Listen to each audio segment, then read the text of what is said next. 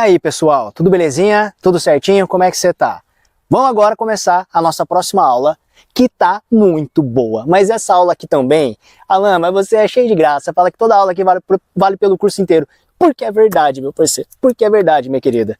Eu selecionei o melhor que eu pude vivenciar nesses 14 anos trabalhando como psicoterapeuta e principalmente em toda a minha vivência. Porque tudo que eu estou ensinando aqui para vocês, eu já vivi. E agora você está começando a aula que eu vou ensinar para você como, papel e caneta na mão, como, você vai aprender aqui como superar o meu medo de me comunicar plenamente com carisma, autenticidade e charme.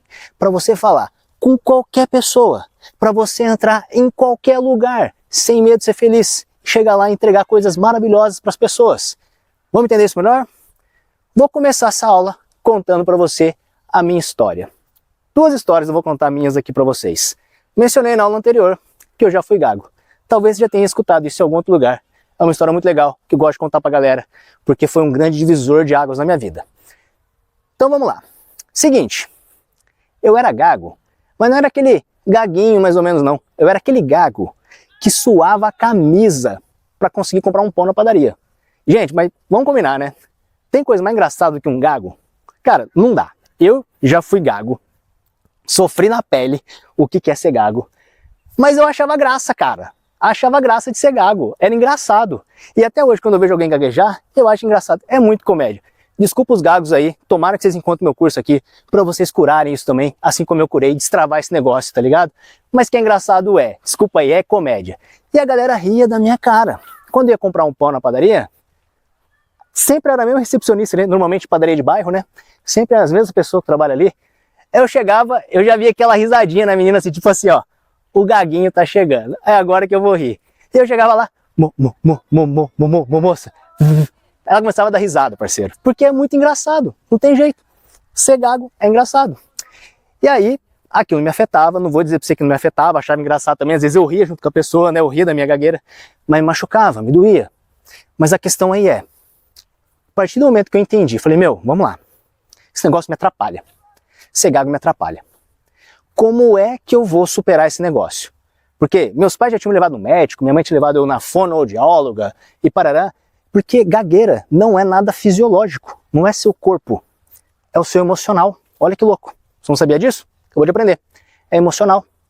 E aí, quando eu comecei a crescer, que eu era criança, eu comecei a virar adolescente, eu comecei a me interessar pelas menininhas. Falei, meu, quero chegar nas menininhas. E como é que eu vou chegar nas menininhas? Gaguejando. E nessa época, né, eu já era magrelo. Eu era muito magrelo quando eu era moleque. Magrelo. Tinha outra coisa que me ajudava muito.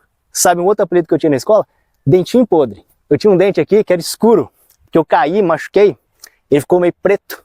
Dentinho podre. Então, magrelo, dentinho podre e gaguinho, como é que vai chegar nas menininhas? Mas é difícil, meu parceiro. Vai ficar complicado. Então eu coloquei pra mim isso. Comecei a mexer no eixo da minha vontade. Então eu tinha medo de me comunicar. Lembra que eu falei na aula anterior? O eixo da vontade, do nosso poder pessoal, do nosso poder de influência, nosso poder de persuasão. Comecei a mexer nesse eixo.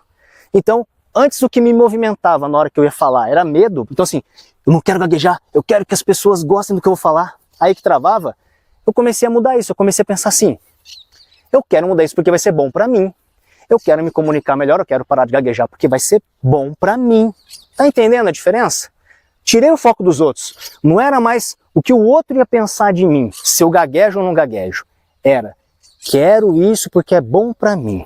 Quero isso porque vai me fazer bem. Olha a primeira mudança aí. Esse daí é o primeiro elemento da resposta do como superar qualquer timidez para você falar com qualquer pessoa. Começa a mudar o eixo da sua vontade. O que está me movimentando? Qual que é a minha vontade? O pra que eu quero fazer isso? Entendeu?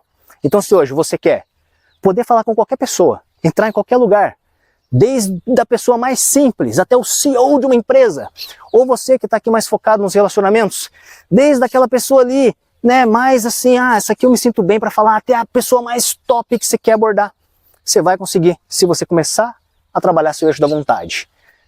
Tira o foco da aprovação do outro e começa a pensar no que você quer ao fazer isso, no que vai ser bom para você, e qual que é o propósito disso para você, entendeu? Esse é o primeiro elemento aqui. Segundo elemento que eu quero te passar nessa aula. Quando eu mudei esse eixo da vontade, comecei a entender os meus praquês, por que que eu queria, o pra que que eu queria parar de ser gago, eu entendi que eu ia ter que me expor. Aí entra a segunda técnica que eu quero passar aqui para você nessa aula, que é a técnica de exposição ao medo. Você vai ter que se expor ao seu medo. O que eu comecei a fazer para superar a minha gagueira?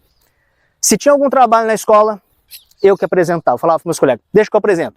Ah, não, mas você gagueja, não tem problema. Vou apresentar gaguejando, não tem problema. E é lógico, eu ia lá, apresentava, a galera ria. E o que começou a acontecer? Eu comecei a me expor pra caramba. Toda oportunidade que eu tinha para falar, eu me colocava para falar. Tinha trabalho na escola, ia apresentar. Precisava comprar uma coisa no mercado, eu ia lá com minha mãe comprar uma coisa no mercado. Saía com os meus amigos, tinha que chegar lá na lanchonete e fazer o pedido do lanche. Eu ia lá fazer o pedido do lanche.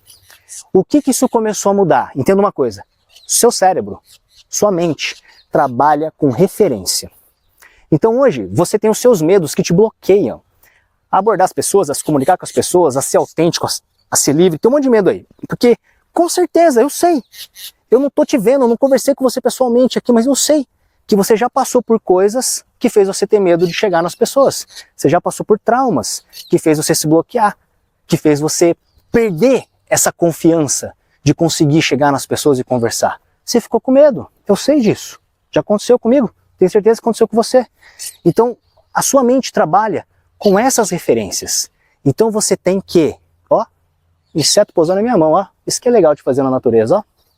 Voa, filhinho, seja livre. Oxe, não queria saber. Tava gostando da aula, gostou da aula, queria aprender também. Então você tem que mudar essa referência. Alan, me explica melhor isso. Vamos lá, vou deixar mais prático. Então, uma vez eu fui lá conversar com alguém, gaguejei. Putz, gaguejei. Fiquei traumatizado. A partir daí passei a gaguejar sempre, porque isso daí me travou. Então eu tive que esticar essa referência. Cara, eu vou gaguejar muitas e muitas vezes e eu vou me acostumar com isso. Até chegar ao ponto que isso não vai mais me afetar. E foi o que começou a acontecer.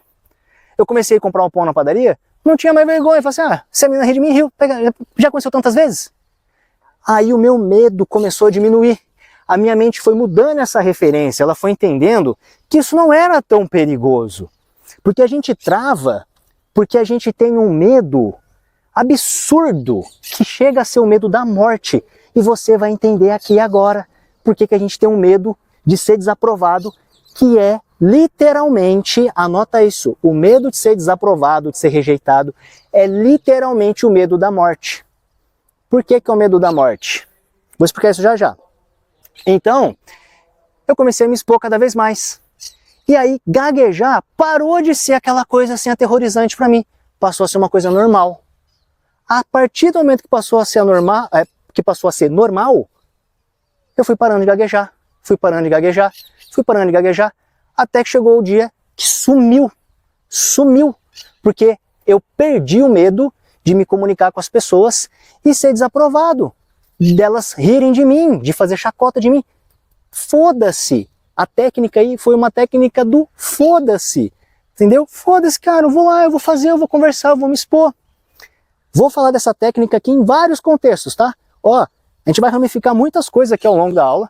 Vou falar coisas de novo aqui pra você pra gravar. Então, aí eu usei o foda-se mesmo. Fez sentido? Anotou? Beleza. Tem que mudar a referência da sua mente. Sua mente tem que ver que aquilo que te aterroriza não é nada demais.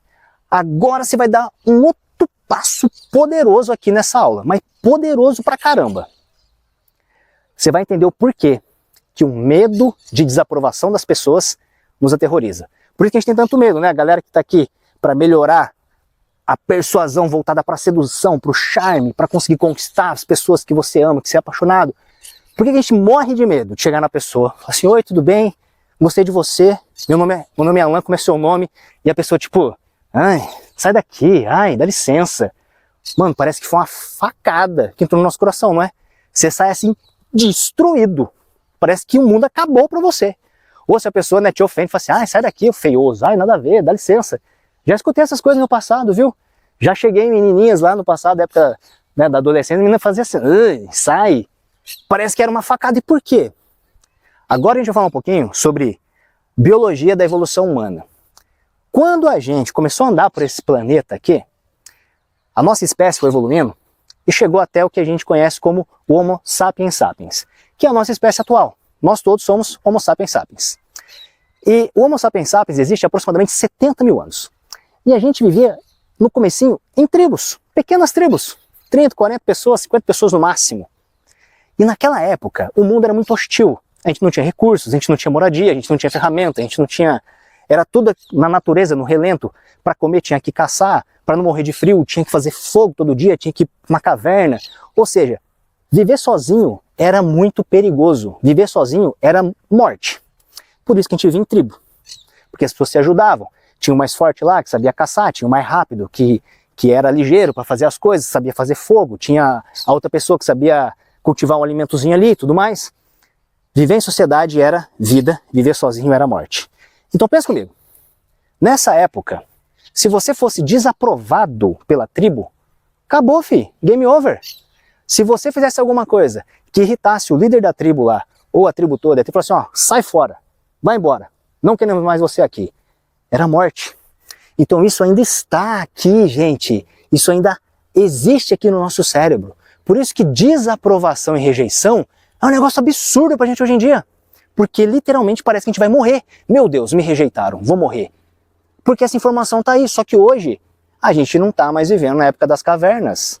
Hoje, se alguém falar não pra você, se alguém falar que você é feio, que você é feia, que não gostou de você, ou o seu cliente que você tentou mandar uma proposta para ele não quer a sua proposta, ou aquele fornecedor que você tentou fazer uma negociação e não quis saber dessa negociação com você para melhorar o preço para você, essa rejeição, essa desaprovação não vai te matar. Sacou? Então, a partir de hoje, toda vez que você sentir medo de se expor, medo de falar com alguém, lembre-se disso. Fala, meu, é só aquela coisa lá que o Alan me ensinou, que o Alan me falou, que está no nosso cérebro, que é aquela referência, que desaprovação significa morte. Só que eu não vou morrer, oxi, deixa eu relaxar, tá tudo bem, não vou morrer. Falou não pra minha ideia.